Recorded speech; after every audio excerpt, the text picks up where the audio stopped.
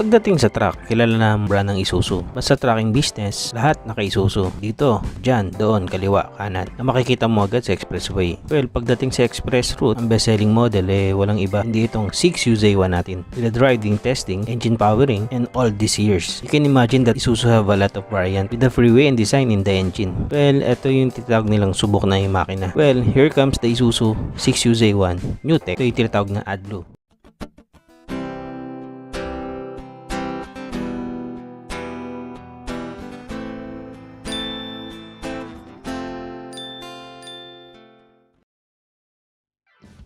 Welcome! Happy Trucking Channel everyone! So, nandito naman tayo again para i-review natin ang isang 6UZ1 na bubble top chrome face bumper light. So guys, kita nyo, ang ganda diba? So wala na, huwag na natin review. Ito na yun, maganda na yun. So ano pa ba dapat natin review dito? Anyway, so guys, ito nga palang 6UZ1 is DPD. So ano nga ba yung mga DPD?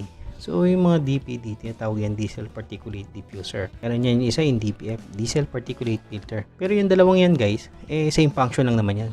At pero magkaiba sila ng brand. Pero paki-correct na lang din ako. Pero ito guys, ang kinalaman nito is carbon emission. Kaya lang naman na nagkakaroon ng ganito is guys, para ma-reduce yung carbon. And then mali syempre yung harmful para sa environment natin. So guys, ito nga pala guys, isang 10-wheeler na chrome face, bubble top, pati yung side mirror, bubble top. And guys, yung emblem niya, buong buo pa rin pa, di ba? And then guys, 2-step nga lang pala to. Yung cheek light nga pala guys, is modelo na rin. Kasi yung mga old model, yan yung mga mahaba. Tapos dito guys, may gulong niya. Pansin ko dito hindi naman chrome. Pero hindi siya big issue sa akin. Itong guys, meron niyang wiper. So, hindi siya pangkaraniwang side mirror. Ibang side mirror kasi walang wiper. Ito maganda yan na may wiper. Kompleto naman yung side mirror niya. Goods na goods to guys. And then hindi pa siya napipinturahan. Pati itong sa may sun visor niya pala guys. I mean, rain visor. Meron din. So okay siya. Good may rain visor, may back bed. Tapos guys, yung sa may handang gulong niya, napansin ko medyo kalbo na yung gulong. So pag-usapan niyo na lang ni dealer kung paano i-deal. So kung kasama ba sa presyo or hindi, di ba? Kompleto. So meron siyang side grill, meron siyang bubble top siya. Tapos yung side mirror niya chrome. So wala ka na dapat na forma pa kasi formado na yung unit guys. So and then one point din sa akin guys, yung laki ng fuel tanker niya. Kita nyo? Ang laki 'di ba? Magka-size, so maganda. So napakaganda ng unit. Ewan ko guys kung yung isang tank, yung fuel tanker niya is para sa diesel or baka mamaya yan yung water reservoir niya. Water reserve para sa maxi brake. Hindi natin alam. Pero maganda masilip nyo pa rin. Kita nyo guys yung chassis, napakasariwa. Pati yung baby chassis, napakasariwa guys. Then guys, fresh from Japan yan, hindi pa napipinturahan. Imagine niyo guys, sa ganitong unit hindi nyo masasabi na surplus siya. Kasi guys, kita nyo, pati toolbox niya halos buong buo pa rin guys. Pati yung running light niya buo. So guys, napakaswerte na makakuha nito. Tapos yung mga bisagra niya stainless din. So guys, kung ako sa inyo guys, puntahan nyo na yun dito sa Subic. Dito tayo sa may fender niya guys sa likod. Stainless din yung fender niya sa likod. Napaka okay. Pati yung mudguard niya guys, dyan nakita ko wala din punit guys. And then itong gulong niya guys, matino pa. Pero guys, syempre maganda. After 2 months palitan nyo pa rin. So double check nyo na lang guys yung expiration date nitong gulong na to. Alam nyo naman tayo guys, pag nakita natin makapal pa yung gulong, okay na sa atin. So guys, safety first pa rin tayo.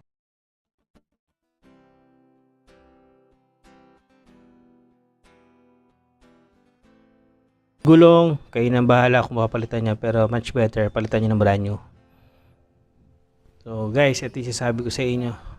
Yung additional niya na grill, toolbox or anything, hindi ko alam kung anong tawag dyan. May reserva pa siyang gulong guys.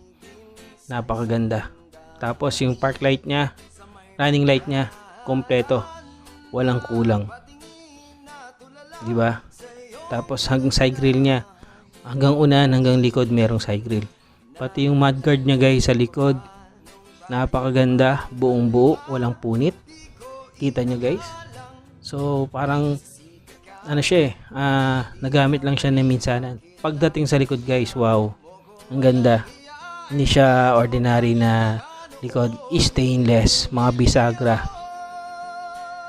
Pati yung sa may baba niya guys, stainless din, wow. Ang ganda guys, oh. Oh, 'di ba? Walang kakalaw-kalawang. Kung meron man lang yan hindi naman kinakalawang ang mga stainless or di basta-basta nasisira. 'Di ba guys, ang ganda niya.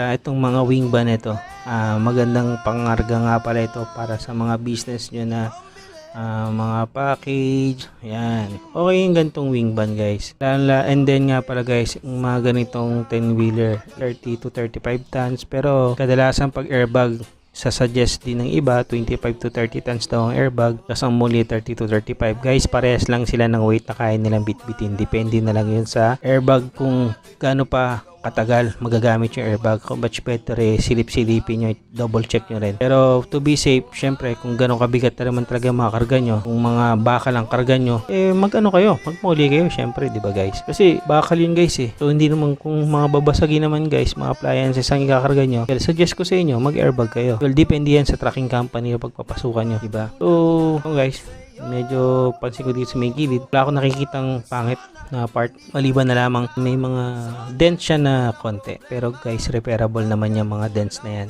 Guys, may rain visor siya sa side. Then guys, yung mga ano nyo, si stainless hanggang likod dyan guys, walang kasabit-sabit. So punta tayo dito sa may cabin. Guys, dito sa cabin, kita nyo, original nga pala yan guys hindi pa napipinturahan yan. Imagine nyo guys, hindi pa napipinturahan yan pero parang halos okay na. So guys, ito konting linis lang yan. By the way nga pala guys, itong sa may ano niya, tempered glass yan guys. Okay, walang basag, goods na goods. Pagdating dito nga lang guys sa flooring, konting linis dahil nga ito ay galing Japan.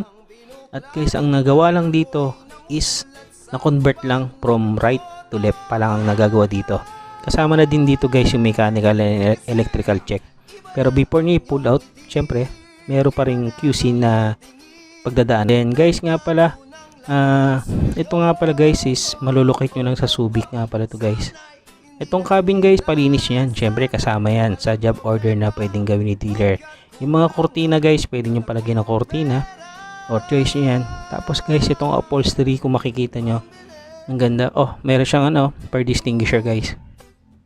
So okay yan, for safety yan guys. Guys nga pala regarding sa upholstery niya, kita nyo, kung gusto nyo guys maingatan niya upholstery, pwede nyo palagyan ng cover. Kasama yun guys sa deal yan. Pinifree yan upholstery. Well, depende pa rin sa dealer yan. Pero mas maganda, syempre, ilagay sa job order na papalagay niya ng upholstery para alam ni dealer. Kasi mahirap yung pagdating ng pull out, hindi nyo pala napag-usapan yun. So hindi masasama yun. So pero anyway guys, itong si dealer naman bibigay niya yung 100% satisfaction ng mga kliyente niya. Make sure ko sa inyo guys, pag dito kayo nakabili sa kanya, wala kayong ibang poproblemahin. Well guys, nga pala, guys, pansin nyo tong camera sa likod. Kasama yan guys sa pagdidila nyo. Pag kinuha nyo yan, hindi na tatanggalin yan. Yan na yun. Kung ano yung mabibili nyo, what you see is what you get. So lahat ng nakikita nyo, sa inyo yan. Kung mabibili nyo yan. Kung gumagana yung camera, gumagana yan na mapupull out nyo. Okay guys? So guys, maraming salamat at hanggang dito na lang aking review para dito sa 6UZ1 na 10-wheeler bubble top new face. Okay guys, salamat. Iba na ang iyong tingin, nagbago ng lahat sa'yo. Sana'y hindi na kita, sana'y walang problema, pagkat kulangan dala kong pera.